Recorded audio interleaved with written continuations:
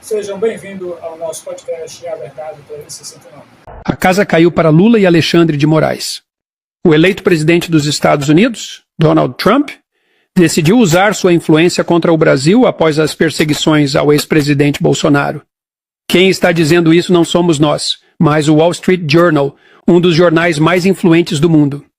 Trump não gostou nada da decisão do STF de impedir Bolsonaro de viajar para sua posse nos Estados Unidos e já sinalizou retaliações que podem custar caro a todos os brasileiros. E adivinhem quem vai pagar a conta? Sim, nós. Essa guerra política internacional está prestes a causar um rombo gigantesco na economia brasileira. Trump já demonstrou que está disposto a usar tarifas comerciais contra países que ele acredita praticar lawfare, ou seja, usar o sistema judicial para perseguir adversários políticos. E o Brasil, com suas exportações recordes para os Estados Unidos, está no centro da mira. Lula e Moraes não calcularam o impacto dessa briga. O Brasil é um dos maiores exportadores para os Estados Unidos, com mais de 40 bilhões de dólares em produtos vendidos só no último ano. Agora, com a ameaça de tarifas, nossos produtos podem se tornar inviáveis no mercado americano, reduzindo exportações, empregos e investimentos. Enquanto isso, o dólar dispara, a inflação sobe e os juros estratosféricos continuam sufocando a economia. Mais uma vez, quem paga a conta da incompetência e arrogância do governo é o cidadão comum. O erro de Lula e Moraes foi tratar Trump como um adversário qualquer. Atacaram Bolsonaro e Elon Musk, aliados de Trump, sem considerar as repercussões. A decisão do STF de proibir Bolsonaro de participar da posse de Trump é mais uma prova de como a perseguição política está custando caro ao Brasil. Essa falta de estratégia vai transformar o país em um inimigo comercial dos Estados Unidos, um parceiro que deveria ser tratado com respeito e diplomacia. E o pior de tudo, isso não é só sobre Bolsonaro, e sim um ataque certeiro à direita, aos valores conservadores, à liberdade e à democracia. Trump, que já sofreu perseguições semelhantes nos Estados Unidos, entende exatamente o que está acontecendo no Brasil. Por isso, ele não vai deixar passar. E quem sofre as consequências? Nós, brasileiros. No final, tudo isso poderia ter sido evitado se Lula e Moraes tivessem seguido um princípio simples e milenar. Antes de declarar guerra, sente-se e calcule o custo. Mas parece que nossos líderes preferiram ignorar essa sabedoria. Agora enfrentaremos um inimigo muito maior. Agora estamos com a Casa Branca, né? Os fundos da Casa Branca. A única diferença é que aqui a Suprema Corte não interfere em nenhum processo do Legislativo e do Executivo.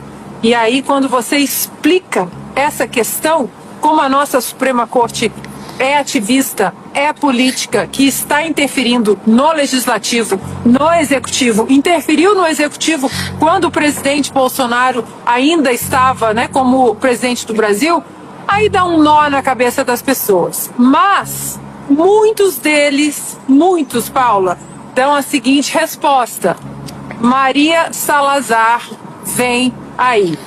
Ela vai ser um nome importantíssimo para o Brasil dentro da administração de Donald Trump.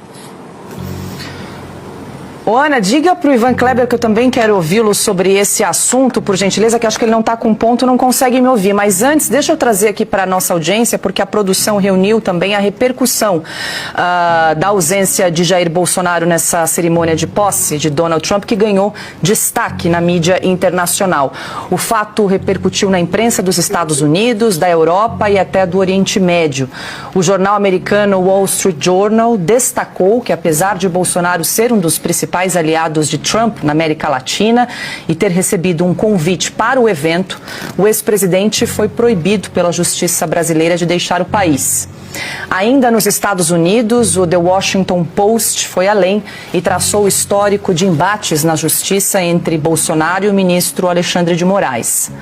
Já o principal jornal do Oriente Médio afirmou que Jair Bolsonaro se considera vítima de perseguição judicial. Eu quero ouvir então o Ivan Kleber sobre a ausência de Donald Trump, ele que mora também em Londres, também como é que repercutiu por lá. Enquanto isso, a gente está acompanhando aqui, ó, um olho em Washington, na Ana e no Ivan Kleber, de olho dentro do Capitólio. Donald Trump segue ali participando dessa cerimônia de revista de tropas. Logo mais a gente traz mais atualização. Agora é com vocês aí, Ivan Kleber. Obrigado, Paula. completando esse giro da mídia, muitos órgãos de imprensa da América Latina também repercutiram isso. E também conversando com pessoas aqui ontem, porque o Brasil é o país líder da América do Sul, pelo menos deveria ser. Então, as pessoas olham para o Brasil e veem o que está acontecendo. Teve uma declaração do Milei também, falando a respeito que o Lula não deixou o presidente Bolsonaro ir, né, a essa posse. Agora eu queria trazer um ponto em relação ao sentimento dos americanos, porque as pessoas pensam, foi o Trump que convidou o Bolsonaro, então, só que a recusa, digamos, a impossibilidade do presidente Bolsonaro vir à posse, muitos americanos estão encarando como uma ofensa, porque foi um convite dos Estados Unidos a um ex-presidente do Brasil. Então, muitos americanos, até pessoas que não votaram, melhor dizendo, em Donald Trump, porque hoje é o dia do país.